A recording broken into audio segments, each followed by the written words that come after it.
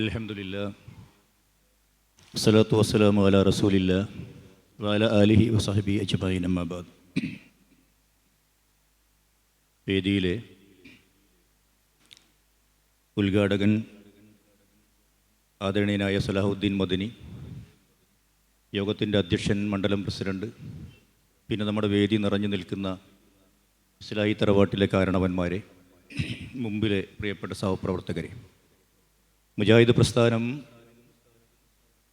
150ഓളം കേന്ദ്രങ്ങളിൽ ഇങ്ങനെ സമ്മേളനം സംഘടിപ്പിക്കുന്നത് മുജാഹിദ് പ്രസ്ഥാനത്തിൻ്റെ വ്യതിരക്തത എന്താണ് എന്ന് ആളുകളെ പഠിപ്പിക്കാൻ വേണ്ടി തന്നെയാണ്.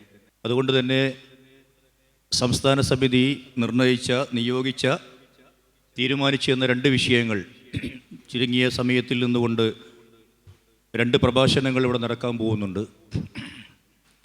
അത് കഴിഞ്ഞ് വേണം നമുക്ക് ഈ സീറ്റിൽ നിന്ന് എഴുന്നേൽക്കാനെന്ന് വിനീതമായി ഞാൻ അപേക്ഷിക്കുകയാണ്. റസൂലുള്ളാഹി സ്വല്ലല്ലാഹു അലൈഹി വസല്ലം മക്കയിൽ പ്രവാചകനായി പ്രബോധനം ആരംഭിച്ച് അതിൻ്റെ ആദ്യത്തെ ഏതാനും വർഷങ്ങൾ ശക്തമായ പീഡനങ്ങൾ അനുഭവിച്ച് 13 കൊല്ലക്കാലം ആ പീഡനങ്ങളും കഷ്ടപ്പാടുകളുമൊക്കെ അള്ളാഹുവിന് കൂലി ആഗ്രഹിച്ചുകൊണ്ട് ക്ഷമിച്ച് സുന്ദരമായൊരു അന്തരീക്ഷത്തിന് വേണ്ടി കാത്തിരുന്ന് പ്രാർത്ഥിച്ച് സംഭവിക്കാതെ വന്നപ്പോൾ പടച്ചതമ്പുരാൻ്റെ കൽപ്പന പ്രകാരം മദീനയിലേക്ക് പറിച്ചു നട്ടു ഇസ്ലാമിനെ. ഫലഭൂയിഷ്ഠമായ ആ മണ്ണിൽ ഇസ്ലാം വളരെയധികം വളക്കൂറുള്ള ആ മണ്ണിൽ പടർന്ന് പന്തലിക്കുകയും പ്രചരിക്കുകയും ചെയ്തു. ഇസ്ലാം മറ്റുള്ള രാജ്യങ്ങളിലേക്ക് പതുക്കെ പതുക്കെ പതുക്കെ കടന്നു പോകാൻ പറ്റാവുന്ന ഒരു ആരോഗ്യസ്ഥിതിയിൽ റസൂലുള്ളാഹി സ്വല്ലല്ലാഹു അലൈഹി വസല്ലം ഹജ്ജിൻ്റെ സീസണാണിപ്പോൾ.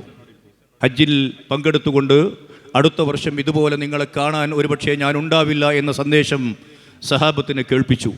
1,00,000ഓളം സഹാബത്ത് കണ്ണീരോടെ കേട്ടുനിന്ന ആ പ്രസംഗത്തിന് ശേഷം പ്രവാചകൻ്റെ അന്ത്യനാളുകൾ പ്രതീക്ഷിക്കുകയായിരുന്നു അവർ. അങ്ങനെ പ്രവാചക തിരുമേനി സല്ലല്ലാഹു അലൈഹി വസല്ലം ഹിജ്റ വർഷം 11 ഒരു റബീഉൽ അവ്വൽ 12 തിങ്കളാഴ്ച പ്രവാചകൻ്റെ രോഗമാണ്. 2-3 ദിവസമായി മദീനത്തെ പള്ളിയിൽ ജമാഅത്തിന് നേതൃത്വം നൽകുന്നത് അബൂബക്കർ സിദ്ദീഖ് റളിയല്ലാഹു തആല അൻഹുവാണ്. പക്ഷേ അന്ന് രാവിലെ പ്രവാചക തിരുമേനി സുബഹിൻ്റെ നമസ്കാരത്തിന് വേണ്ടി അബൂബക്കർ സിദ്ദീഖ് റളിയല്ലാഹു തആല അൻഹുവിൻ്റെ പിന്നിൽ അണിയായി നിൽക്കുന്ന സഹാബത്തങ്ങനെ അണിയായി നിൽക്കുമ്പോൾ പ്രവാചകൻ ആയിഷ ബീവിയുടെ റൂമിൽ നിന്ന് ഒന്ന് പുറത്തേക്ക് ഇങ്ങനെ എത്തി നോക്കി. പ്രവാചകൻ ഞങ്ങൾക്ക് നേതൃത്വം നൽകാൻ വേണ്ടി വരുന്നു എന്ന തോന്നലുണ്ടാക്കി. സഹാബത്തിന് വല്ലാത്ത ആഹ്ലാദമുണ്ടായി. അബൂബക്കർ സിദ്ദീഖ് ഒരു സ്റ്റെപ്പ് പിന്നോട്ട് നിന്നു. പക്ഷേ പ്രവാചക തിരുമേനി സല്ലല്ലാഹു അലൈഹി വസല്ലം പൂർണ്ണ ചന്ദ്രനെ പോലെ പ്രകാശിക്കുന്ന രൂപത്തിലുള്ള പുഞ്ചിരി സഹാബത്തിന് സമ്മാനിച്ചുകൊണ്ട് അദ്ദേഹം പിൻവാങ്ങിപ്പോയി. അന്നാണ് പ്രവാചക തിരുമേനി ഈ ലോകത്തോട് വിട പറഞ്ഞത്. ആ പുഞ്ചിരി എൻ്റെ ഉമ്മത്ത് ഞാൻ ഇവിടെ പ്രബോധനം ചെയ്ത് 23 കൊല്ലക്കാലം പ്രബോധനം ചെയ്ത ആശയവും ആദർശവും നെഞ്ചോടേറ്റിയിട്ട് ഈ ഭൂമിയുടെ സകല കോണുകളിലേക്കും എത്തിക്കുവാൻ എൻ്റെ ഉമ്മത്ത് പ്രാപ്തമായിരിക്കുന്നു. അതിന് നേതൃത്വം നൽകാൻ അബൂബക്കർ എന്ന് പറയുന്ന എൻ്റെ ഖലീഫ റെഡിയാണ് എന്ന പ്രവാചകൻ്റെ വല്ലാത്തൊരു ആത്മഗതമുണ്ട്, സന്തോഷമുണ്ട്.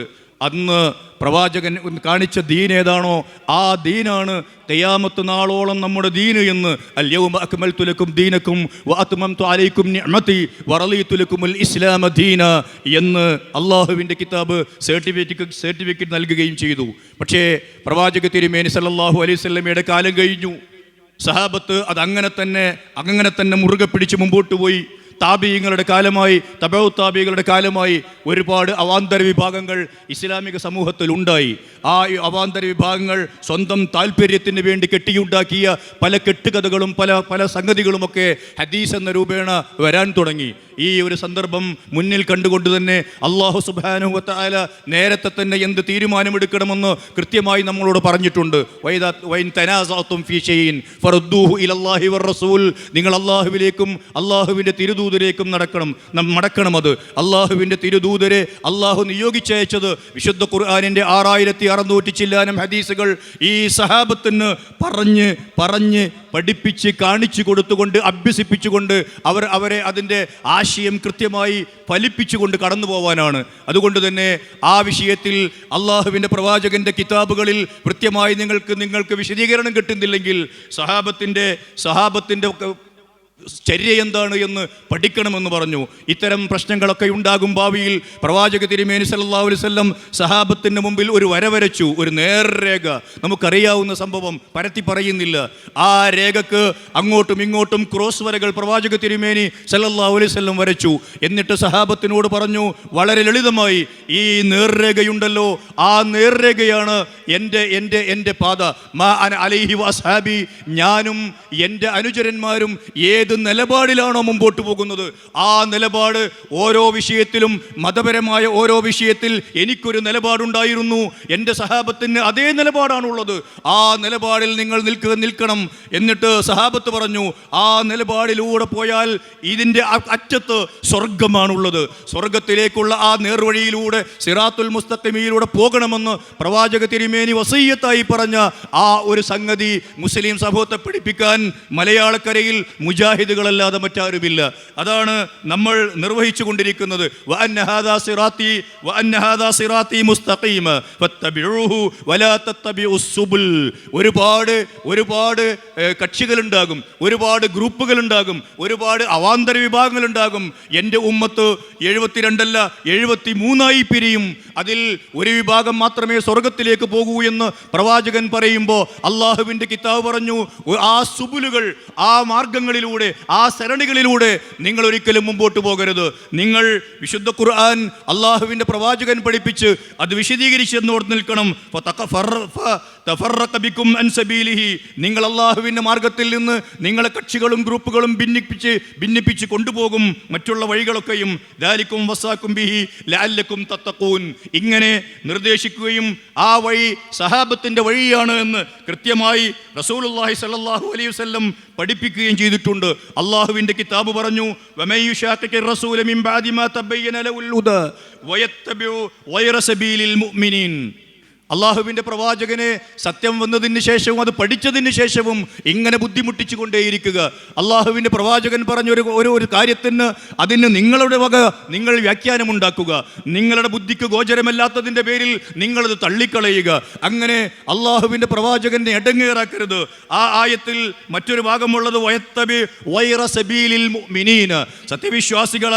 സത്യവിശ്വാസികളായ ആളുകളുടെയും അള്ളാഹുവിൻ്റെ പ്രവാചകനോടൊപ്പം ജീവിച്ച സഹാബത്ത്, അതിൻ്റെ താബീകൾ, തബഉ താബീങ്ങൾ, ഖൈറുൽ ഖുറൂനി ഖർനി സുമ്മല്ലദീന യലൂനഹും. ഏറ്റവും ഉത്തമമായ തലമുറ എൻ്റേതാണ്, അതിൻ്റെ അടുത്ത തലമുറ, അങ്ങനെ 3 തലമുറയായി പരിമിതപ്പെടുത്തി നമുക്ക് അള്ളാഹുവിൻ്റെ ദീനിൽ പ്രശ്നങ്ങൾ വരുമ്പോൾ, പ്രയാസം വരുമ്പോൾ എങ്ങോട്ടാണ് നോക്കേണ്ടത് എന്ന് കൃത്യമായി അള്ളാഹുവിൻ്റെ പ്രവാചകൻ വരച്ചിട്ട് പോയിട്ടുണ്ട്.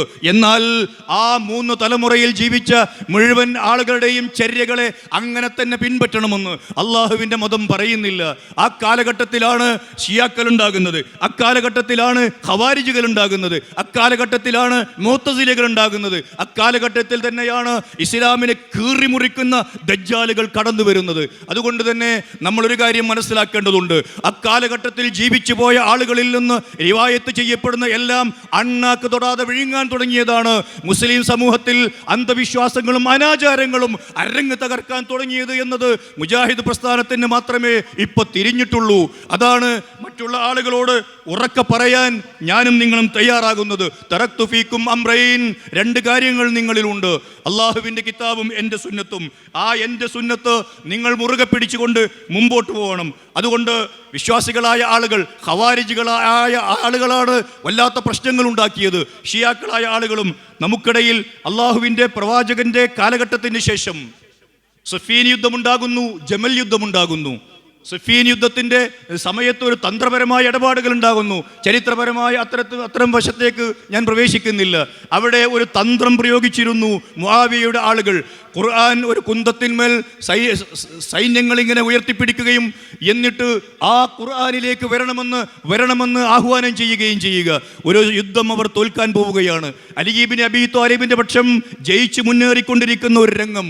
ആ രംഗത്ത് അള്ളാഹുവിൻ്റെ കിതാബിനെ മുൻനിർത്തിയുള്ള വല്ലാത്ത ഒരു ചതിയാണ് അവിടെ നടന്നുകൊണ്ടിരിക്കുന്നത്. അതൊരു ചതി തന്നെയായിരുന്നു. അള്ളാഹുവിൻ്റെ ഖുർആൻ മാത്രം, അള്ളാഹുവിൻ്റെ ഖുർആനിൽ ഖുർആനിലെ ആയത്ത്, അതിൻ്റെ അപ്പുറം ഞങ്ങളൊന്നുമില്ല എന്ന് പറയുന്നിടത്തുമുണ്ട് ആ ചതി. ഇപ്പോഴും അള്ളാഹുവിൻ്റെ ഖുർആൻ പ്രവാചകന്റെ വിശദീകരണമില്ലാതെ സ്വീകരിക്കുക സാധ്യമല്ല എന്ന് മനസ്സിലാക്കേണ്ടതുണ്ട്. ഇനിൽ ഹുക്മ ഇല്ലാ ലില്ലാഹ്, അള്ളാഹുവിന് മാത്രമേ ഹുക്മ നിർവഹിക്കുവാനുള്ള, ഹുക്മ പറയാനുള്ള അധികാരമുള്ളൂ എന്ന് അതിൽ നിന്നൊരു വിഭാഗം തീവ്രവാദികൾ പറയുകയുണ്ടായി. തീവ്രവാദമാണ് ഏത് കാലഘട്ടത്തിലും പ്രശ്നങ്ങൾ ഉണ്ടാക്കുന്നത്. തീവ്രമായ ചിന്താഗതികളാണ്, തീവ്രമായ ആദർശനിഷ്ഠയുടെ പേരിൽ തീവ്രത കാണിക്കുന്നതാണ് പലപ്പോഴും സംഘങ്ങളും അതുപോലെയുള്ള മതങ്ങളും പൊട്ടിപ്പാളീസാവാൻ കാരണം. അതുകൊണ്ട് തന്നെ ആ വിഷയത്തിലൊക്കെ നമ്മൾ ഖവാരിജുകളെ പോലെയാകരുത്. ഇനിൽ ഹുക്മ ഇല്ലാ ലില്ലാഹ് എന്നതിനെ കുറിച്ച് അലി ഇബ്നു അബീ താലിബ് റളിയല്ലാഹു തആല അൻഹു പറഞ്ഞു, കലിമത്തു ഹഖ്ഖിൻ ഉരീദു ബിഹിൽ ബാത്തിൽ, ബാത്തിലാണ് ഉദ്ദേശിക്കുന്നത്. ആ വാക്ക് സുന്ദരമാണ്, അള്ളാഹുവിൻ്റെ കലാമുമാണ്. ഉസ്മാൻ ബിൻ അഫ്ഫാൻ റളിയല്ലാഹു തആല ഇവർ വാദിച്ചത് എന്താണെന്നറിയോ? ഇതും നമ്മളുടെ ആനുകാലികവുമായി ഒരുപാട് ബന്ധമുണ്ട്. ഇവരെന്താണ് വാദിച്ചത്? ഉസ്മാൻ ബിൻ അഫ്ഫാൻ റളിയല്ലാഹു തആല അൻഹുവിൻ്റെ കാലത്തെ വിവാദങ്ങൾ ഉടലെടുക്കുന്നതിന് മുമ്പ് സ്വഹാബികളെല്ലാം നീതിമാന്മാരായിരുന്നു. പക്ഷേ ഉസ്മാൻ ബിൻ അഫ്ഫാന്റെ കാലഘട്ടത്തിന് ശേഷം പിന്നീട് അവർ അക്രമികളായി തീർന്നു. അതിനാൽ ഉസ്മാൻ, അലി, ത്വൽഹ, സുബൈർ, ആയിഷ തുടങ്ങിയവരും ജമൽ യുദ്ധത്തിൽ പങ്കെടുത്തവരും സഫീനിലെ മധ്യസ്ഥന്മാരും അവരെ അനുകൂലിച്ചവരും എല്ലാം കാഫറുകളാണ്. ഇതെന്തിനാണ് പറഞ്ഞത്? അള്ളാഹുവിൻ്റെ പ്രവാചകനോടൊപ്പം ജീവിച്ച ഒരു തലമുറ, ഖൈറുൽ ഖുറൂനി ഖർനി എന്ന് പറയുന്ന ആ തലമുറ മുഴുവനും കാഫറുകളാണ് എന്ന് പറഞ്ഞു വെച്ചാൽ അള്ളാഹുവിൻ്റെ മതത്തിലെ ഈ സലഫിയത്തിൽ നിന്ന് ആളുകൾക്ക് മാറി നിൽക്കാം. എന്താണ് നമ്മൾ പറയുന്ന സലഫിയത്ത്? മാ അന അലൈഹി വസ്ഹാബി, ഞാനും എൻ്റെ സ്വഹാബത്തും ഏതൊരു മാർഗത്തിലൂടെയാണോ പോയത് ആ സ്വഹാബത്തിൽ പ്രവാചകനോടൊപ്പം ജീവിക്കുകയും പ്രവാചകന്റെ ആദർശം അങ്ങനെ തന്നെ വ്യതിയാനമില്ലാതെ സ്വീകരിക്കുകയും ചെയ്ത ഒരുപറ്റം ആളുകൾ, ആ ആളുകളെ പിൻപറ്റുക എന്നതിൻ്റെ പേരാണ് സലഫിയത്ത്. അതുകൊണ്ടാണ് സലഫിയത്ത് എന്ന് കേൾക്കുമ്പോൾ ഇവിടുത്തെ യാഥാസ്ഥികന്മാരായ ആളുകൾ വിറളി പിടിക്കുന്നത്, ഇവിടുത്തെ പുരോഗമനക്കാരെന്ന് പറയുന്ന ആളുകൾ വിറളി പിടിക്കുന്നത്, ഇവിടെ ഞങ്ങളാണ് ആദർശ വിശുദ്ധിയുടെ ആൾക്കൂട്ടമെന്ന് അവകാശപ്പെടുന്നവർ വിറളി പിടിക്കുന്നത്. അവർക്കൊക്കെയും അള്ളാഹുവിൻ്റെ ദീൻ അള്ളാഹുവിൻ്റെ കിതാബിൽ ഒതുക്കണം. അള്ളാഹുവിൻ്റെ പ്രവാചകന്റെ അനുചരന്മാരായ ആളുകൾ ഉദ്ധരിക്കുന്ന ഹദീസുകളെ തള്ളിക്കളയണം. അതിനുവേണ്ടി അവർ ഇത്തരത്തിലുള്ള കോട്ടിമാട്ടലുകൾ ഉണ്ടാക്കുന്നു എന്നാണ് ഞാൻ സൂചിപ്പിക്കുന്നത്. അതുകൊണ്ട് ഖവാരിജുകൾ ഇത്തരത്തിലുള്ള ഒരുപാട് ആളുകളുടെ ഹദീസുകൾ സ്വീകരിക്കാൻ പറ്റാത്ത അവസ്ഥയുണ്ടാക്കി. ഷിയാക്കളായ ആളുകൾ അള്ളാഹുവിൻ്റെ പ്രവാചകൻ റിസാലത്തിൽ മായം ചേർത്ത് ഒളിപ്പിച്ചു വെച്ചു എന്ന് പറഞ്ഞുകൊണ്ടാണ് ആരംഭിക്കുന്നത്. അള്ളാഹുവിൻ്റെ പ്രവാചകന് കൃത്യമായ വഹി ലഭിച്ചിട്ട് ആയത്തിറങ്ങിയിട്ടുണ്ട്, അലി ഇബ്നു അബീ താലിബാണ് പിൻഗാമി എന്ന്. എന്നാൽ മഹാനായ പ്രവാചകൻ സല്ലല്ലാഹു അലൈഹി വസല്ലമയെ കുറിച്ച് അവർ പറയുന്ന വല്ലാത്ത കളവ് പ്രവാചകനത് മറച്ചു വെച്ചു എന്നാണ്. പ്രവാചകന്റെ ശേഷം വന്നിരുന്ന അബൂബക്കർ സിദ്ദീഖിനെ പോലെയുള്ള, നേരത്തെ പേര് വായിച്ചവരും അബൂബക്കർ സിദ്ദീഖ് റളിയല്ലാഹു തആല അൻഹുവും ഉമർ ഇബ്നുൽ ഖത്താബ് റളിയല്ലാഹു തആല അൻഹുവും അവരെ അംഗീകരിച്ചിരുന്ന മുഴുവൻ ആളുകളും ഒരു വലിയ വൃത്തത്തെ അവർ ഹിദായത്തിലല്ല, അവർ അംഗീകരിക്കാൻ പറ്റാത്തവരാണ് എന്ന് പറയുന്ന ഒരവസ്ഥയുണ്ടാക്കുകയും ചെയ്തു. ഇങ്ങനെ എന്തിനാണ് ഈ അവാന്തര വിഭാഗങ്ങൾ ഇങ്ങനെ പോകുന്നത്? അള്ളാഹുവിൻ്റെ കിതാബ് സ്വീകരിക്കുന്നിടത്ത്, അള്ളാഹുവിൻ്റെ ദീൻ ആചരിക്കുന്നിടത്ത്, അള്ളാഹുവിൻ്റെ കിതാബിനെ വിശദീകരിച്ച പ്രവാചക തിരുമേനി ഇതെന്തു പറഞ്ഞു എന്ന് നമ്മൾ ഉലമാക്കന്മാരെ പിൻപറ്റിയിട്ടും കോജാക്കന്മാരെ പിൻപറ്റിയിട്ടും അവരുടെ കിതാബുകൾ എന്ത് പറയുന്നു എന്ന് വിചാരിച്ചിട്ടും അയിമത്ത് എന്ത് പറയുന്നു എന്ന് നോക്കുന്ന ഒരു പശ്ചാത്തലമാണ് ഉണ്ടായിരുന്നത് ഈ മലയാളക്കരയിൽ. നേരത്തെ സലാഹുദ്ദീൻ മദനി സൂചിപ്പിച്ച പോലെ ഒരു പണ്ഡിത സഭ രൂപീകരിക്കുകയാണ്. 1924 കേരള ജംഇയ്യത്തുൽ ഉലമ രൂപീകരിക്കാനുള്ള യോഗത്തിൽ വെച്ച് കേരളത്തിൻ്റെ വിവിധ ഭാഗങ്ങളിൽ നിന്ന് അന്ന് വന്ന ഉലമാക്കന്മാർക്ക് മുമ്പിൽ ഒരു സംഘടന രൂപീകരിക്കുവാനുള്ള തെളിവന്ത് എന്ന ചോദ്യത്തിന് വിശുദ്ധ ഖുർആൻ ആല ഇമ്രാനിൽ നിന്ന് ആയത്തോതി കൊടുത്തപ്പോൾ അന്നത്തെ പുരോഹിതവർഗം ചോദിച്ചത് ഞങ്ങൾക്ക് വേണ്ടത് ദലീലാണ് എന്നാണ്. വിശുദ്ധ ഖുർആനിൻ്റെ ആയത്തുകൾ ദലീലായി അംഗീകരിക്കാൻ കൂട്ടാക്കാത്ത ഒരു വർഗത്തെയാണ് മുജാഹിദ് പ്രസ്ഥാനം ഇവിടെ തിരുത്തിക്കൊണ്ടിരിക്കുന്നത്. അതുകൊണ്ട് തന്നെ നമ്മളെ സംബന്ധിച്ചിടത്തോളം ഒരുപാട് വർഗം മുഅ്തസിലിയാക്കൾ എന്ന് പറയുന്ന ബുദ്ധിക്ക് മാത്രം വില കൊടുക്കുന്ന, ഏതിനെയും ബുദ്ധിയുടെ തുലാസിലിട്ട് അളന്നുകൊണ്ട് ഞങ്ങളുടെ ബുദ്ധി അംഗീകരിക്കുന്നില്ലെങ്കിൽ ഞങ്ങൾക്കത് മതമല്ല എന്ന് വിചാരിക്കുന്ന ഒരു വർഗം കടന്നുപോയിട്ടുണ്ട്. ഞാൻ സൂചിപ്പിക്കട്ടെ, ഈ പിഴച്ച എല്ലാ വർഗത്തിൻ്റെയും അവാന്തര വിഭാഗങ്ങൾ ഒരു കോലത്തിലല്ലെങ്കിൽ മറ്റൊരു കോലത്തിൽ ഗൗരവത്തിൽ ഈ മലയാളക്കരയിൽ പ്രവർത്തിച്ചു കൊണ്ടിരിക്കുന്നുണ്ട്.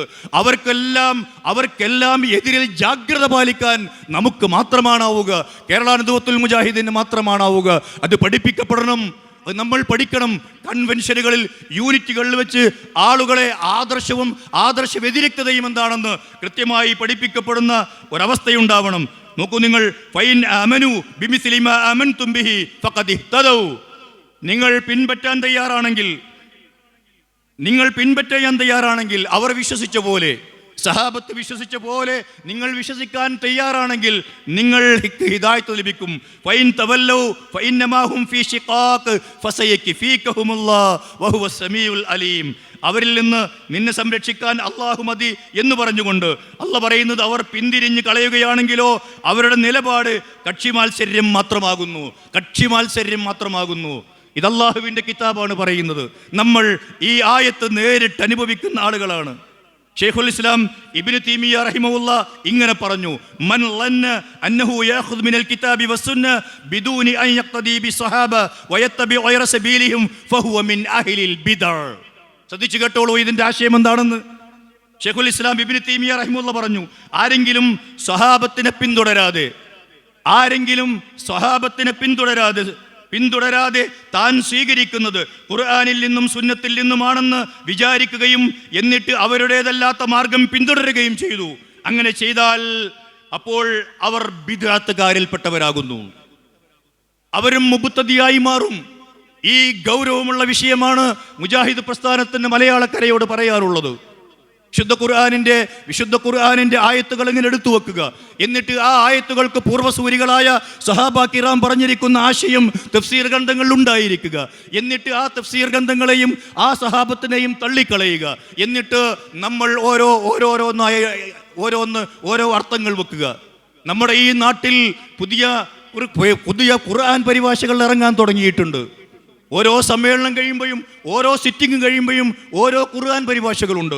നിങ്ങളതൊന്നും എടുത്ത് വായിച്ചു നോക്കൂ. മലയാളക്കരയിൽ ഇതുവരെയുള്ള സുന്നികളും മുജാഹിദുകളും എഴുതി വെച്ചിട്ടുള്ള ഖുർആൻ പരിഭാഷകളുടെ ആയത്തുകൾക്ക് നേർവിപരീതമായ അർത്ഥം വെക്കുന്ന മുജാഹിദുകൾ എന്ന് അവകാശപ്പെടുന്നവരുടെ തഫ്സീറുകൾ. മുജാഹിദുകൾക്ക് ഇനിയും ഒരുപാട് പണിയുണ്ട് എന്നാണ് ഞാൻ സൂചിപ്പിക്കുന്നത്. നമ്മൾ കുറങ്ങാൻ സമയമില്ല. മതനിയമങ്ങൾ നിശ്ചയിക്കുവാനുള്ള അവകാശം ഒരിക്കലും പുരോഹിതന്മാർക്ക് അവകാശപ്പെട്ടതല്ല. അതാണ് നമ്മൾ ആദ്യമേ പറഞ്ഞത്.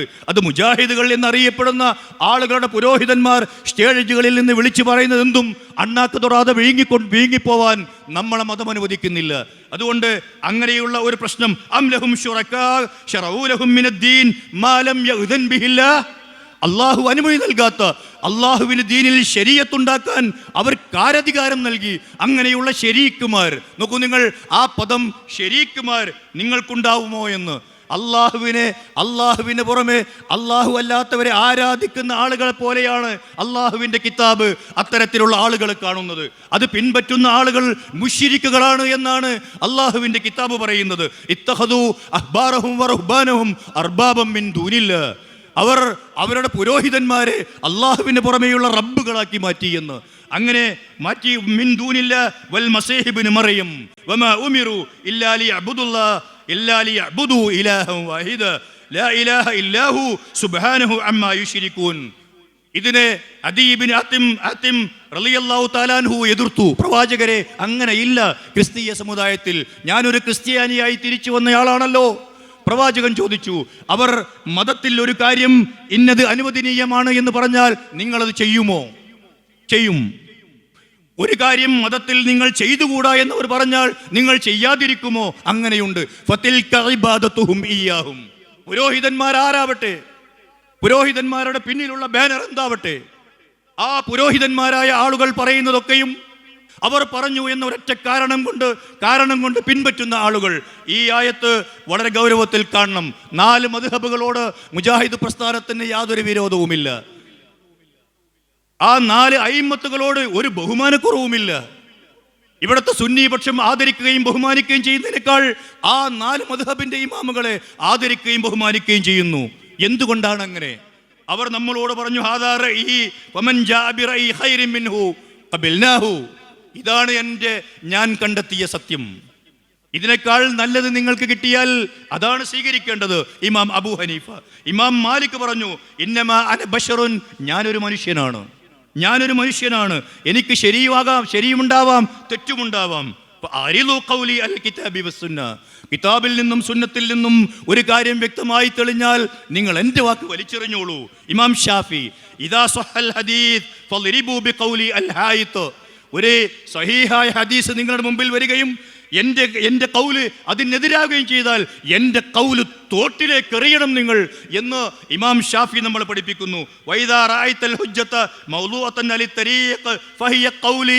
നിങ്ങൾ നടന്നു പോകുന്ന വഴിയിൽ വീണ് കിടക്കുന്ന ഒരു കടലാസ് കഷണത്തിൽ എൻ്റെ കൗലിനെതിരായി അള്ളാഹുവിൻ്റെ പ്രവാചകന്റെയും സലഫുസാലി അഥവാ സലഫുകളുടെ മാതൃകയിൽ ഇങ്ങനെയാണതുള്ളത് എന്ന് കണ്ടാൽ നിങ്ങൾ അതിനനുസരിച്ചാണ് പ്രവർത്തിക്കേണ്ടത്. ഇമാം അഹ്മദ്, ലാ തുഖല്ലിദൂനി, നിങ്ങൾ എന്നെ തഖ്ലീദ് ചെയ്യരുത്. വലാ തുഖല്ലിദ് മാലിക്കൻ, ഇമാം മാലിക്കിനെയും തഖ്ലീദ് ചെയ്യരുത്. വല ഷാഫിയെയും തഖ്ലീദ് ചെയ്യരുത്. വല സൗരിയെയും തഖ്ലീദ്. വതഅല്ലം കമാ തഅല്ലംനാ. മുജാഹിദ് പ്രസ്ഥാനം മണികളോട് ആവശ്യപ്പെടുന്നു ശക്തമായി, തഅല്ലം കമാ തഅല്ലംനാ. ഞങ്ങളൊക്കെ കിതാബോധി പഠിച്ച പോലെ, ഞങ്ങൾ ഹദീസ് മനസ്സിലാക്കാൻ ശ്രമിച്ച പോലെ, ഞങ്ങൾ ആ ഹദീസ് സഹാബത്ത് പറഞ്ഞതാണോ അക്കാലത്തുള്ളതുപോലെ അനുസരിച്ചാണോ പറയുന്നത് എന്ന് സൂക്ഷ്മമായി നിരീക്ഷിച്ച പോലെ നിങ്ങളും അത് ചെയ്യണം. പൗരോഹിത്യം, ഞാൻ ആവർത്തിക്കുന്നു, പൗരോഹിത്യം ഇസ്ലാം ആചരിക്കുന്നില്ല. ഇവിടെ നേരത്തെ കേട്ട പോലെ 1926 സമസ്ത കേരള ജംഇയ്യത്തുൽ ഉലമ എന്ന് പറയുന്ന ഒരു സംഘം രൂപപ്പെട്ടത് എന്തിനാണ് രൂപപ്പെട്ടത്? രൂപപ്പെട്ടത് ഇങ്ങനെ അവർ പറയുന്നു. 1933 മാർച്ച് 5 നടന്ന അവരുടെ വാർഷിക യോഗത്തിൻ്റെ 8ാമത്തെ പ്രമേയം. 1947 മാർച്ച് 15, 16, 17 തീയതികളിൽ മീൻചന്തയിൽ വീണ്ടും ചേർന്ന് ആ 17ാം സമ്മേളനത്തിൽ ആവർത്തിച്ച പ്രമേയത്തിലെ ഒരു ആമുഖം കേട്ടു നോക്കൂ നിങ്ങൾ. കേരളത്തിലെ മുസ്ലിമീങ്ങളിൽ അനേകം കൊല്ലമായിട്ട് നിരാക്ഷേപമായി നടന്നു വരുന്നതും താഴെ വിവരിക്കുന്നതുമായ കാര്യങ്ങൾ അഹ്ലുസുന്നത്തി വൽ ജമാഅത്തിന്റെ ഉലമാക്കളാൽ സ്ഥിരപ്പെട്ടവയാണെന്നും അവ മതവിരുദ്ധങ്ങളാണെന്നോ അഥവാ ശിർക്കാണെന്നോ പറയുന്നവർ സുന്നികളല്ലെന്നും അവർ ഇമാമത്തിനും ഖത്തീബ് സ്ഥാനത്തിനും കൊള്ളരുതാത്തവരാണെന്നും ഈ യോഗം തീരുമാനിക്കുന്നു. പിന്നീട് അവിടെ നിന്ന് അങ്ങോട്ടൊരു 8-10 വരികളുണ്ട്. നാട്ടിൽ നടക്കുന്ന സകല അന്ധവിശ്വാസങ്ങളെയും ഖുറാഫാത്തുകളെയും മാലമൗലൂദുകളെയും റാത്തീബുകളെയും കുത്തുബിയത്തിനെയും അതുപോലെയുള്ള നേരത്തെ കേട്ട പോലെ നഫീസത്ത് മാലയും അതുപോലെയുള്ള മാലയും ഓതിയിട്ട് ചികിത്സിക്കാത്ത രംഗങ്ങൾ ഉണ്ടാക്കുന്ന വല്ലാത്തൊരവസ്ഥ. ഖാദിരിയ്യ, ഷാദുലിയ്യ, റിഫായിയ്യ മുതലായ കൈതുറച്ചക്കും ഒറ്റക്കും യോഗം ചേർന്നും നടപ്പുള്ള റാത്തീബും ത്വരീഖത്തിലെ ദിക്റുകളും ചൊല്ലലും ദലായിലുൽ ഖൈറാത്ത്, ഹിസ്ബുൻ നബി, അസ്മാഉൻ നബി, അസ്മാഉൽ ബദരിയീൻ, ഹിസ്മുൽ ബദർ മുതലായ വിറുദുകളും ചട്ടമാക്കലും ദിക്റുകൾ കണക്കാക്കാൻ തസ്ബീഹ് മാല ഉപയോഗിക്കലും മങ്കൂസ് മൗലിദ് മുതലായ എല്ലാ മൗലൂദുകളും നാട്ടിലും വീട്ടിലും സ്ഥിരമായി ഉപയോഗിക്കണമെന്നും ഈ ഒരവസ്ഥ ഇതൊരു തരീഖത്ത് ഈ നാട്ടിലേക്ക് വരികയായിരുന്നു. ഈ തരീഖത്ത് നമ്മുടെ മലയാളക്കരയിൽ ഈ സാധനം ഇറങ്ങുന്നത് നമ്മളുടെ കൊണ്ടോട്ടിയിലൂടെയാണ്. പട്ടാണി വംശജനായ മുഹമ്മദ് ഷാ വലിയുള്ള മുരീദന്മാർ കദാബില്ല എന്ന താരാട്ട് പാട്ട് കേട്ടുകൊണ്ടാണ് ഞാനും എൻ്റെ സഹോദരങ്ങളുമൊക്കെ തൊട്ടിലിൽ വളർന്നു വന്നത്. മുഹമ്മദ് ഷാ വലിയുള്ള മുരീദന്മാർ കദാബില്ല എന്ന് എന്ത് തോന്നിയാസം ചെയ്താലും കൊണ്ടോട്ടിയിലെ ഈ ശൈഖിന്റെ മുരീദായാൽ, കൊണ്ടോട്ടി കൈക്കാരനായാൽ അള്ളാഹുവിൻ്റെ പക്കൽ ശിക്ഷയില്ല എന്ന് വിശ്വസിച്ചിരുന്ന തലമുറയിൽ നിന്ന് മുഴുവൻ ആളുകളും മരിച്ചു പിരിഞ്ഞിട്ടില്ലാത്ത ഒരു കാലത്താണ് നമ്മൾ ജീവിക്കുന്നത്. തലബുൽ ഹാജത്ത് മിനൽ അംവാത്ത് ലൈസ ശിർക്കൻ എന്ന് അങ്ങനെയാണ് ഈ മലയാളക്കരയിലേക്ക് വന്നത്. ആരാണ് ഇത് പഠിപ്പിച്ചത്? കുമൈനിയാണ് ഇത് പഠിപ്പിച്ചത്. ആരാണ് ഇതിൻ്റെ ഉപജ്ഞാതാക്കൾ? ഷിയാക്കളാണ് ഉപജ്ഞാതാക്കൾ. ഞാൻ നീട്ടി സംസാരിക്കുന്നില്ല. മരണപ്പെട്ടു പോയവരോട് പ്രാർത്ഥിക്കുന്നത് ഷിർക്കല്ല. പിന്നെ എന്താണ് ഷിർക്ക്? നിങ്ങളതൊന്ന് കേട്ടു നോക്കൂ. ഒരു സാമ്പിളിന് 2 ഉദ്ധരണി. അപ്പോൾ നിങ്ങൾക്ക് മനസ്സിലാവും നമ്മുടെ കൂടെയുള്ള, നമ്മുടെ വീടുകളിലുള്ള, നമ്മളോട് പോലും തർക്കിക്കുന്ന ചില ആളുകൾ ഏത് ഇസമാണ് ശരിക്കും ആചരിക്കുന്നത് എന്ന്. മുജാഹിദ് പ്രസ്ഥാനം ഈ പടവാള് താഴെ വെക്കാൻ ആഗ്രഹിക്കുന്നില്ല. മുജാഹിദ് പ്രസ്ഥാനം ഈ ജിഹാദ് അവസാനിപ്പിക്കാൻ ഉദ്ദേശിക്കുന്നില്ല. ഈ ജിഹാദ് മുന്നോട്ട് കൊണ്ടുപോകുന്നത് സ്വർഗത്തിലേക്കുള്ള വിളിയാണ്. ആരെങ്കിലും ശിർക്ക് ചെയ്തു പോയാൽ ഫഖദ് ഹറമല്ലാഹു അലൈഹിൽ ജന്ന എന്ന തേങ്ങലാണ് നമ്മുടെ മനസ്സിലുള്ളത്. അത് ഉപ്പയായാലും ഉമ്മയായാലും ഉറ്റവരും ഉടയവരുമായ ആരായാലും ശരി, അവർ നരകത്തിലേക്ക് പോകാതെ കാക്കേണ്ട ബാധ്യത നമുക്കുണ്ട്. നോക്കൂ നിങ്ങൾ, ഇന്ന ശിർക ഹുവ തലബുൽ ഹാജത്ത് മിൻ ഗൈരില്ലാ, അള്ളാഹു അല്ലാത്തവരിൽ നിന്ന് ആവശ്യങ്ങൾ തേടുന്നതാണ് യഥാർത്ഥത്തിൽ ശിർക്ക്. പക്ഷേ ആ വിളിച്ചു തേടപ്പെടുന്ന ആളുകൾ ആരാവട്ടെ, അത് ഇലാഹാണ് എന്ന വിചാരമുണ്ടെങ്കിൽ, ഇലാഹാണെന്ന് വിചാരമില്ലെങ്കിലോ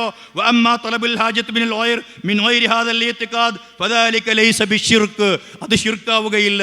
ഇപ്പോഴും പുരോഹിതന്മാർ പാതിരാവിൽ ആളുകളുടെ മുമ്പിൽ മൈക്ക് കെട്ടിയിട്ട് പറയുന്ന ഈ ഉദ്ധരണി ആരുടേതാണെന്നറിയുമോ?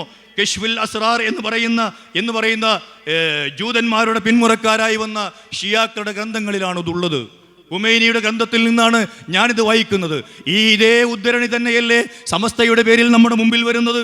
അതുകൊണ്ട് വ്യക്തിപൂജ, പുരോഹിത പൂജ, ഖബർ പൂജ, അങ്ങനെയുള്ള ഒരവസ്ഥയിലേക്ക് ഇങ്ങനെ പോവുക. മറ്റൊരല്ലാഹുവിനെ സ്ഥാപിക്കുവാൻ വേണ്ടിയാണ് ഈ മാലകളൊക്കെയും പണിയെടുക്കുന്നത്. എനിക്ക് സമയമില്ല. ഷൗക്കത്തുൽ അൻസാരി സമയമുണ്ടെങ്കിൽ അതിലേക്ക് കടക്കുന്നതിൽ വിരോധവുമില്ല. മറ്റൊരല്ലാഹു ഇന്ന് പോയി മടവൂരാണ് ഞങ്ങളുടെ അല്ലാഹു എന്ന് പറയാൻ മടിക്കാത്ത ഒരു സമൂഹം വരെ എത്തി. അവർ മൊയ്തീൻ ഷെയ്ഖിനെയും റിഫായി ഷെയ്ഖിനെയും ഈ മാലകൾ പറയുന്ന മുഴുവൻ ഷെയ്ഖുമാരെയും അങ്ങനെ ആക്കിയത്. അലി ഇബ്നു അബീ താലിബ്, ഒരൊറ്റ ഉദാഹരണം ഞാൻ പറയട്ടെ. അലി ഇബ്നു അബീ താലിബ് റളിയല്ലാഹു തആല അൻഹുവിൽ നിന്ന് അലി ഇബ്നു അബീ താലിബ് അള്ളാഹുവിൻ്റെ പ്രവാചകൻ കോടാലി കൊടുത്ത് മക്കയുടെ തെരുവിലൂടെ നടന്നു പോയിട്ട് അലി ഉയർന്നു കിടക്കുന്ന ഖബറുകളുണ്ടെങ്കിൽ അത് തട്ടിനിരപ്പാക്കണം എന്ന ദൗത്യമേൽപ്പിച്ച ആളാണ്. അലി ഇബ്നു അബീ താലിബ് മരിക്കുവോളം ഖബർ പൂജകനായിരുന്നില്ല. പക്ഷേ ആ അലിയുടെ പേരിലുള്ള ഒരു ഉദ്ധരണി കേൾക്കൂ നിങ്ങൾ.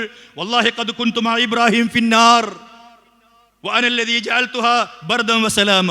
ഇബ്രാഹിം നബി തീക്കുണ്ടാരത്തിൽ എറിഞ്ഞപ്പോ ഞാനും ഉണ്ടായിരുന്നു. ഞാനാണ് ആ തീയെ തണുപ്പിച്ചത്. വകുൻതു മഅ നൂഹിൻ ഫിസ്സഫീന ഫഅൻജയ്തുഹു മിനൽ ഉറഖ്. നൂഹ് നബിയുടെ കപ്പൽ മുങ്ങിപ്പോവാതെ കാത്തതും ഞാനാണ്. മൂസ അലൈഹിസ്സലാത്തു വസ്സലാം അള്ളാഹുവോട് സംസാരിക്കുമ്പോൾ ഞാനും ഉണ്ടായിരുന്നു. ഈസാ നബി അലൈഹിസ്സലാം തൊട്ടിലിൽ കിടന്ന് സംസാരിക്കുമ്പോൾ ഞാനാണ് ആ വാക്യങ്ങൾ പറഞ്ഞു കൊടുത്തത്. യൂസുഫ് നബി അലൈഹിസ്സലാത്തു വസ്സലാം ആ കിണറ്റിലകപ്പെട്ടപ്പോൾ ആ കിണറ്റിൽ നിന്ന് രക്ഷപ്പെടുത്തിയതും ഞാനാണ്. അങ്ങനെ എല്ലാ പ്രവാചകന്മാരുടെ കൂട്ടത്തിലും അങ്ങനെ ഞാനുണ്ടായിരുന്നു എന്ന്. എന്തിനാണിത്? പടപ്പുകളെ വിളിച്ചു തേടാനുള്ള ഒരു വഴിയായി ഇങ്ങനെ കാണുക. ഇതെവിടുന്നാ വന്നതെന്നറിയോ? ഇത് കേട്ടത് ഷിയാക്കളുടെ കിതാബാണ് ഞാൻ വായിച്ചത്. അതേ ഷിയാക്കളുടെ കിതാബിൽ നിന്ന് ഉദ്ധരിച്ചുകൊണ്ട് നമ്മുടെ നാടുകളിൽ, നമ്മുടെ വീടുകളിലൊക്കെയുള്ള പഴയ ഏതെങ്കിലുമൊക്കെ മൗലിക കിതാബുകളും സംഗതികളും എടുത്തു നോക്കിയാൽ നിങ്ങൾക്കതിൽ ഈ താഴെ കാണുന്ന വരികൾ കാണാൻ കഴിയും. അന കുൻതു മഅ നൂഹിൻ ബിഅലാ സഫീനതി ബിഹാറൻ വതൂഫാനൻ അലാ കഫി ഖുദ്റതി വകുൻതു വഇബ്രാഹീമു മുൽഖം ബിനാരിഹി വമാ ബറദൻ നീറാന ഇല്ലാ ബിദഅവതി വകുൻതു മഅ ഇസ്മാഈല ഫി ദബ്ഹി ഷാഹിദാ വലൈസ നുസൂലുൽ കബശി ഇല്ലാ ബിഫിത്യതി വകുൻതു വമൂസാ ഫി മുനാജാതി റബ്ബിഹി വമൂസാ അസാഹു മിൻ അസായ ഇസ്തമദ്ദതി. ഇതാണ് നമ്മുടെ നാട്ടിൽ നടക്കുന്നത്. സലഫുകളെ നഖശികാന്തം എതിർക്കുന്ന ഒരു വിഭാഗം. എന്തുകൊണ്ടാണ് സലഫുകൾ ശത്രുക്കളായത്? സലഫുകൾക്ക് ഈ രീതിയില്ല. അവർ അള്ളാഹുവിൻ്റെ ഖുർആനിലെ ആയത്തുകൾ ഓതിയിട്ട് തോന്നിയ പോലെ അർത്ഥമറിയില്ല. ഞാനിപ്പോൾ നിൽക്കുന്ന ഈ വേദി, നിങ്ങളിരിക്കുന്ന ഈ സദസ്സ്, ഇവിടുന്ന് നോക്കിയാൽ കാണുന്ന ആ കട്ടപ്പാടത്ത്, ഈ വളവിലുള്ള ഈ പാടത്ത് 1983 ഒരു സംവാദം നടക്കുമ്പോൾ നമ്മൾ ആ ഗ്രൗണ്ടിലുണ്ടല്ലോ. അള്ളാഹു അല്ലാത്തവരോട് വിളിച്ചു പ്രാർത്ഥിക്കാൻ വിശുദ്ധ ഖുർആനിൽ തെളിവുണ്ട മൗലവി എന്നൊരു ചോദ്യം പതി അബ്ദുൽ ഖാദർ മുസ്ലിയാർ ഉൾപ്പെടെയുള്ള ആളുകളോട് വർഷങ്ങളായി, പതിറ്റാണ്ടുകളായി ചോദിച്ചു വരുന്ന ചോദ്യത്തിന് അന്ന് വരെ ഉണ്ട് മൗലവി, ഉണ്ട് ഖുർആനിലുണ്ട് എന്ന് ഒരൊറ്റ മുസ്ലിയാരും പറയാൻ ധൈര്യം കാണിച്ചിരുന്നില്ല. പക്ഷേ ആ പാടത്ത് വെച്ച്, ആ കാണുന്ന പാടത്ത് വെച്ച് നമ്മൾ കേട്ടു, ഉണ്ട് മൗലവി, ഉണ്ട് ഖുർആനിലുണ്ട്. വസ്അൽ മൻ അർസൽനാ മിൻ ഖബ്ലിക മിർ റുസുലിനാ അജഅൽനാ മിൻ ദൂനിർ റഹ്മാനി ആലിഹത യുഅബദൂൻ എന്ന വിശുദ്ധ ഖുർആനിലെ ആയത്ത് കോട്ടിമാട്ടിയത്. ആയത്തുകൾ ഓതുകയും ആ ആയത്തുകൾക്ക് പൂർവികരായ മുഫസ്സിറുകൾ പറയാത്ത അർത്ഥം പറയുകയും ചെയ്താൽ അവരുടെ കുന്നിക്ക് പിടിക്കുന്ന ജോലി മുജാഹിദ് പ്രസ്ഥാനം തുടർത്തിക്കൊണ്ടുവരിക തന്നെ ചെയ്യും. അങ്ങനെ ചെയ്യുന്ന ഒരവസ്ഥയുണ്ടാവണം. ഇത്തരത്തിലുള്ള ആയത്തോതി തോന്നിവാസം പറയൽ മുജാഹിദുകൾ എന്ന് അവകാശപ്പെടുന്ന ആളുകൾക്കിടയിൽ നിന്ന് കേൾക്കുമ്പോൾ മുജാഹിദുകളുടെ ചങ്ക് പൊട്ടുകയാണ്. വിശുദ്ധ ഖുർആൻ വിശുദ്ധ ഖുർആനിൽ സൂറത്തുൽ അൻആമിലെ 128 ആയത്ത് മാലോകരാരും പറയാത്ത അർത്ഥം പറഞ്ഞു തുടങ്ങിയത് നമ്മളുടെ പേര് പറഞ്ഞ് വേദി കെട്ടുന്ന ആളുകളാണ്. മുജാഹിദുകൾ അനുവദിക്കുകയില്ല. അതിന് മുജാഹിദുകൾക്ക് ഇതുപോലെ ഒരുപാട് പണിയുണ്ട്. ഷിർക്കായ ഒരു കാര്യം ഷിർക്കല്ലെന്ന് വാദിക്കാനാണ് അള്ളാഹുവിൻ്റെ കിതാബ് ഇങ്ങനെ ദുർവ്യാഖ്യാനം ചെയ്യുന്നത്. ഞാൻ അവസാനിപ്പിക്കുന്നു. മുജാഹിദ് പ്രസ്ഥാനം പ്രതിസന്ധിയിൽ പെടുമ്പോൾ അഥവാ മറ്റുള്ള ആളുകൾ അതിനെ പ്രതിസന്ധി രൂപപ്പെടുത്തുമ്പോൾ നമ്മുടെ പുളിക്കലേക്കാണ് പണ്ഡിതന്മാർ വരിയായി വരാറ്. കേരള ജംഇയ്യത്തുൽ ഉലമ അതിൻ്റെ ഹാളിലിരുത്തിക്കൊണ്ട് ദൗറകൾ നടത്തും.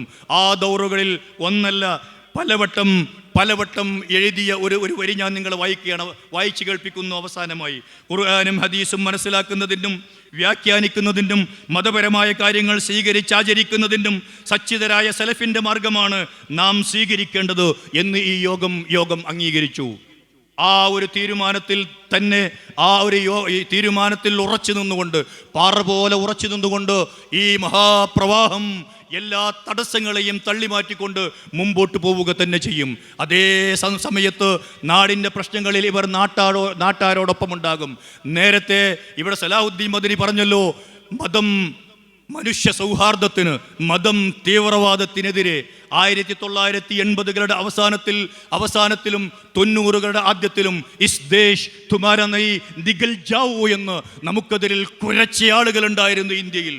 ബാബറോം കെ ഔലാദോം പാകിസ്ഥാൻ ജാവോ, ഗർവേ സേ കഹോ ഹം ഹിന്ദു ഹേ, ഹിന്ദുസ്ഥാൻ ഹിന്ദുവോ കാ നയി കിസി കെ ബാപ്പ് കാ എന്നൊക്കെ ആക്രോശിക്കുമ്പോൾ അതിനെതിരിൽ അതേ നാണയത്തിൽ തന്നെ തിരിച്ചടിക്കണം എന്ന് പറഞ്ഞുകൊണ്ട് അരണ്ട് വെളിച്ചത്തിൽ മുസ്ലിം ചെറുപ്പക്കാരെ പിടിച്ചിരുത്തിയിട്ട് അവർക്ക് ബദറിൻ്റെയും ഉഹുദിൻ്റെയും ഒക്കെ സന്ദർഭങ്ങളിൽ നിന്ന് അടർത്തിയെടുത്ത കഥകൾ അവിടെ ഇവിടെ പറഞ്ഞു കൊടുത്ത് അവരുടെ സിരകളിലോടുന്ന രക്തം തിളപ്പിച്ച് ജാഗരം കൊള്ളിക്കാൻ തയ്യാറായപ്പോൾ ആ ചെറുപ്പക്കാർക്ക് മുമ്പിൽ ഈ നാടായ നോടൊക്കെയും കഴിഞ്ഞിട്ട് അവരെ തീവ്രവാദികളാക്കാതെ പിടിച്ചു നിർത്തിയത് ഈ മഹാപ്രസ്ഥാനമാണ്.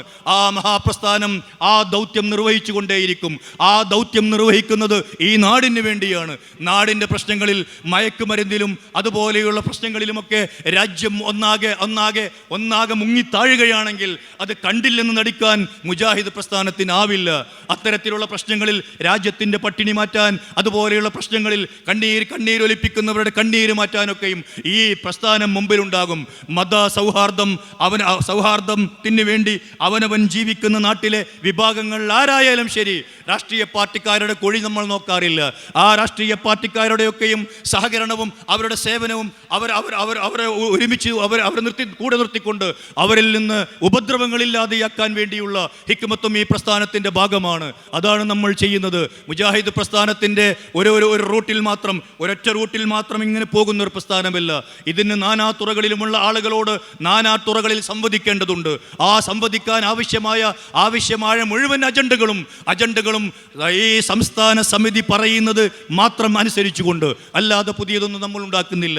സംസ്ഥാന കൂടിയാലോചനാ സഭയിൽ നിന്ന് വരുന്ന കടലാസിൽ എന്താണോ എഴുതി വെച്ചത് അത് അക്ഷരം പ്രതി പാലിച്ചുകൊണ്ട് മുമ്പോട്ട് പോകുന്ന ഒരു ടീമായി ഈ പുളിക്കലി കാണുന്ന ഈ മുമ്പിലിരിക്കുന്ന മഹാസദസ്സ് ഇതൊരു മഹാസദസ്സാണ്. അതുകൊണ്ട് ഇവിടെ നിൽക്കുന്ന ആളുകൾക്ക് നിർത്താൻ തോന്നൂല എന്ന് പോകുന്ന ഒരവസ്ഥയിലുള്ള മനോഹരമായ ഒരു ഇരുത്തം അല്ലാഹു സുബ്ഹാനഹു വ തആല നമ്മെ ഏൽപ്പിച്ച ഞാൻ ഈ പറഞ്ഞ ഈ ഉത്തരവാദിത്വമുണ്ടല്ലോ, അണപ്പല്ലുകൾ കൊണ്ട് കടിച്ചു പിടിക്കണം. നിങ്ങൾ റസൂലുള്ളാഹി പറഞ്ഞതാണത്.